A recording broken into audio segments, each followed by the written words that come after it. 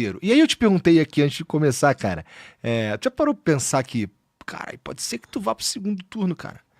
Eu vou. Pode ser que, Assim, que as as chances são cada coisas vez maiores. aconteçam, porque... Em que medida isso... Porque assim, ó, eu vejo que... Quando a gente faz aqui o Flow News, a gente vai falar de alguns assuntos, como, por exemplo, Banco Master, né? Que tem sido uma pauta infinita, né? Os caras também, inclusive, não param de dar assunto pra gente, né? Sem parar. Você tava me dizendo que saiu mais coisa hoje. Cara, quando rola esses assuntos assim, a gente vê no chat ali uma galera se movimentando, falando do Renan, né? O meu ponto é uns caras da internet falando de um cara da internet também. Então, em que medida que tu tá vendo, que ser da internet te ajuda na tua pré-candidatura, porque ainda não é campanha? Ajuda na persona, num aspecto... Vamos dar um exemplo. Eu sou uma figura da internet... e tem muitos tipos de figura da internet. Tem o cara do vídeo curto, de Instagram, né? Acho que a cultura do TikTok criou, vamos dizer, a pessoa que se torna famosa por gravar aquele vídeo vertical, curtinho. Tem o cara do vídeo longo do YouTube, tem o cara da live, tem o cara do podcast. Eu sou o cara da live longa e do vídeo longo. E o que isso me dá de força? Se fosse aquelas skills que você tem no... Né, você vai ter o meu card do Renan e os skills. Isso me dá uma grande influência verbal para discussões boas, para formular ideias. E para manter a pessoa, através da retenção, entendendo o que eu tô falando. Eu entendi uma lógica em que eu falo rápido e concateno ideias de maneira rápida para não perder a retenção. Porque se eu falasse assim para você, Igor, então, a ideia é... Essas pausas, o cara simplesmente muda de canal. A pausa é inimiga da retenção. Então, isso me serviu como uma ferramenta para...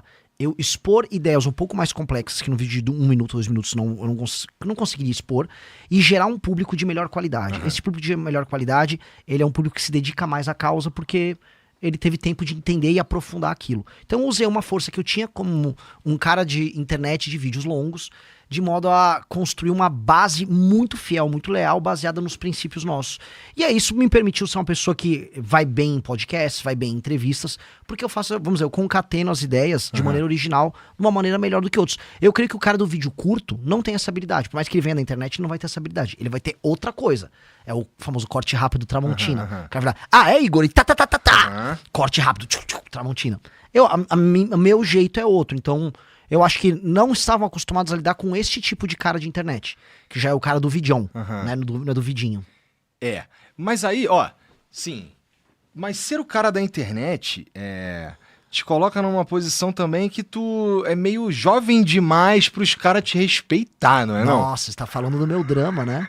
O meu drama, porque agora é o seguinte, eu fui aprendendo algumas coisas, né? E esse aqui, vamos dizer, como pré-candidato, é a terceira entrevista que eu faço com você, uma no final do ano passado. Outra no Flow News aqui esse ano e agora.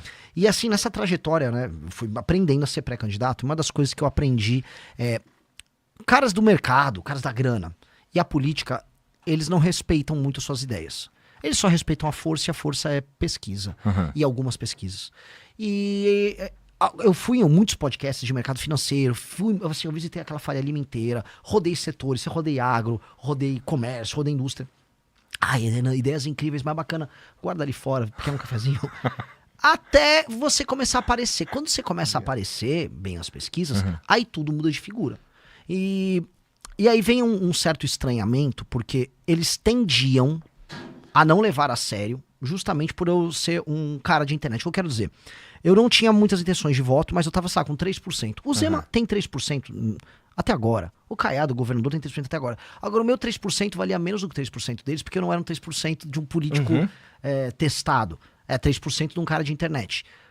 Eu tenho que fazer muito mais do que eles para eles me levarem a sério. E mesmo assim, parte da imprensa não me leva tão a sério quanto eles. O que é um erro. É um erro muito grande da imprensa, porque qualquer um hoje que trabalha com dados de internet, sabe, volume, engajamento, número em redes, engajamento por usuário, ou pegar as principais pesquisas mais sérias que tem, a Atlas hoje é mais séria, vê que eu tô muito, muito acima, não só dos governadores, mas engajamento acima do Flávio, do próprio Lula. Engajamento de Instagram, o Lula nem tem. Então, ok, eles deveriam estar vendo isso, mas eles não veem. E aí eu agora, né, dado que eu estou subindo, ganhando atenção, eles estão começando a ter que lidar com este fato. E eu acho que isso é bem interessante, né? Mas tá bom, aí eu tô entendendo.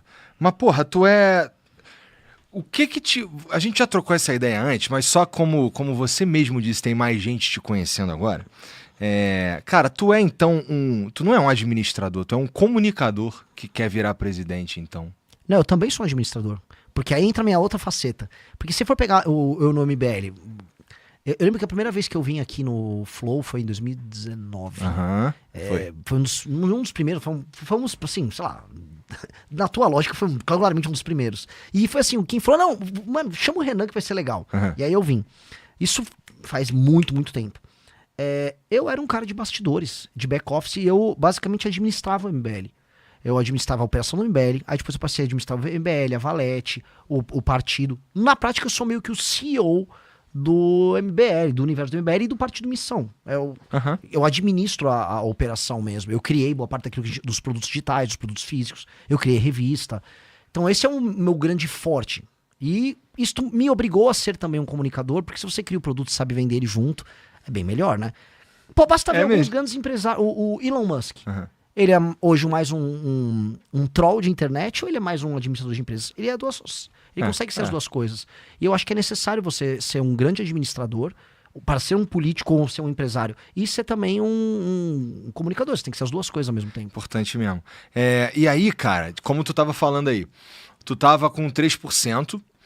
E aí a vida acontece, né, cara? O Brasil, ele é um lugar tão interessante que aí a gente começa a ter, a gente tem de tempos em tempos aqui uns escândalos, né? A gente estava tendo um escândalo do INSS, e aí a gente teve o escândalo do Banco Master, e aí no meio do escândalo do Banco Master, a gente começa a ter uns vazamentos de mensagem de pré-candidato à presidência da República também, o Flávio Bolsonaro, e a gente começa a ver umas mudanças nas previsões, nas pesquisas para as eleições desse ano, e a gente começa a ver nessas mudanças, inclusive tu chegando ali em terceiro. E aí eu te perguntei aqui antes de começar, cara, tu já parou pra pensar que, cara, pode ser que tu vá pro segundo turno, cara? Eu vou. Pode ser que, assim, que as coisas aconteçam. Porque assim, como a gente estava falando também antes de começar aqui, cara, eu achava que, sei lá, tu ia ficar ali no quarto, em quinto, sabe qual é? Não ia ter, nem passa perto de ir para um segundo turno. As coisas estão esquisitas no bom sentido para você, né? No mau sentido pro Flávio, por exemplo, que vem... Não é que o Lula, com o derretimento, com a perda de voto, ou com a perda de intenção do Flávio, o Lula ganhe, mas ele ainda perde, né? E é bom para tu, por exemplo. Sim, eu vou dar um exemplo de algo que eu tava comentando com um jornalista. Eu falei assim, mas como pode? Né, vocês realmente têm... A estrutura de vocês é mínima. Um jornalista que tava agora na Bahia, ele falou, aquele carro de vocês, eu falei assim, aqueles 2 carros, não é um carro, só é 2 carros, não estamos tão pobres assim. Aqueles 2 carros são nossos. Mas você tá rodando de carro mesmo? Sim. Mas você veio pra cá como? De carro. Porque era de Salvador, já eram uns 500 quilômetros de Salvador. Mas você veio de Salvador de carro? Eu vim de Salvador de carro. Tá. Aí ele falou, mas como é que você pretende ganhar deles? Eu, de carro. Aí eu falei, deixa eu explicar uma coisa. Você acha que ele fez, os meus concorrentes, o Flávio, ele fez um grande investimento em estar no PL, ele tem um nome Bolsonaro e tal, mas pensa o investimento que eu fiz, é um investimento que você não vê. Eu não estou no Banco Master. O quanto isto vale em termos de investimento político? O quanto vale em termos de investimento político eu não estar no escândalo do INSS? O quanto vale em termos de investimento político eu não ter me associado a vagabundo, eu não estar andando com um cara, sei lá, de milícia aqui, de comando vermelho ali, de não pegar grana com vagabundo? Isso é um investimento. Ele não aparece ser um investimento porque parece que eu simplesmente fiquei parado não fazendo coisas. Mas eu estou na política, eu estava montando um partido político e enquanto eu fiz isso, eu abdiquei de todo o lucro político, de ter grana fácil, de puxar o saco, sabe, do político certo na hora certa. Podia ter puxado o saco do Marçal em 24, todo mundo nosso crescia. Podia ter puxado o saco do Bolsonaro, podia ter puxado o saco do Nicolas, como tem uns que puxam. E aí eu ficava subindo de escadinha em escadinha. Hoje, o melhor investimento claramente é não ter puxado o saco de ninguém e não ter entrado em um escândalo. Isso é um baita do investimento. Se você olhar, eu fiz um investimento colossal em não fazer nada disso. E aí isso me coloca numa posição muito confortável. Então não é que, assim, não é sorte. Eu juro pra você tá rindo, coloque a câmera na cara. O Gordão falou, o Renan tá vindo com uma boa resposta de político. Que é uma bela resposta que eu dei agora. Mas é verdade. Mas então, eu entendo, e é interessante. É interessante aí tu ter feito essas escolhas de palavras aí. Só isso, só por isso que eu tava rindo só. Porque é que assim, que é engraçado, mas pensa assim, o Kim. Se o Kim, pensa assim, o Kim fez uma escolha. Quando o Bolsonaro começou a errar no primeiro mandato dele, o Kim falou, vou criticar. perdeu eleitor. Quando o Bolsonaro fez todas as besteiras que ele fez na pandemia, quem até pediu impeachment, perdeu eleitor. Essa perda de eleitor é um investimento. É igual você pega um capital que você tem e investe num projeto novo. Você, no início, vai ficar com menos capital disponível, mas você comprou uma tese. A tese do que é? Eu vou pra cima, não importa se é direita ou esquerda, eu tenho que manter a minha coerência. Ele fez um investimento. Esse investimento, né, vira entre o Lula, o Kim não entrou em orçamento secreto, que ele podia ter escolhido assim, eu vou pegar essas emendas, vou desviar as emendas igual os outros deputados fazem, transformo isso numa grana, boto um pedaço no bolso, com essa grana no bolso eu contrato uma equipe paralela de rede social pra mim. Quantos não fazem isso?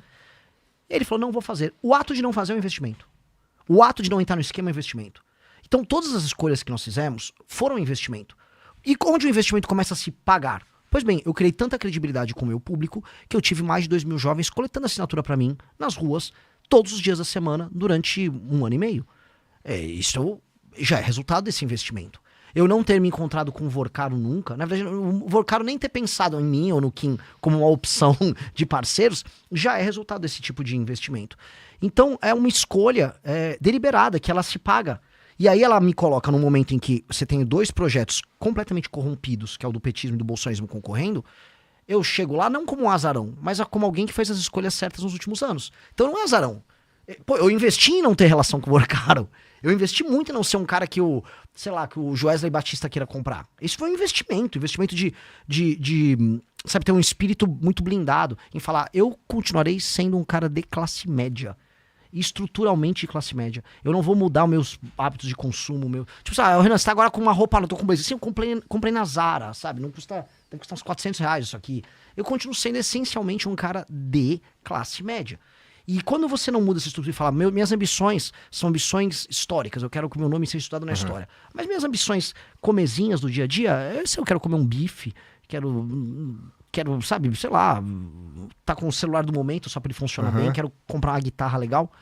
São ambições de classe média. Quando você mantém um espírito assim, é difícil você virar um merda. E aí isso se paga nessa disputa. Nessa disputa eu tô numa posição muito privilegiada.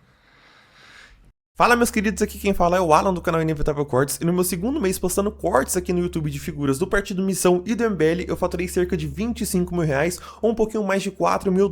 E se você tem interesse em estar criando o seu próprio canal de cortes, eu preparei um treinamento 100% focado, mostrando o passo a passo para você estar conseguindo fazer seus cortes de figuras do Partido Missão e do MBL. Para acessar o treinamento é só clicar no primeiro link da descrição ou ler o QR Code que está aparecendo aqui no meio da tela agora. E se você gostou desse vídeo, não se esqueça de deixar o like e se inscrever no canal. Te vejo no próximo vídeo.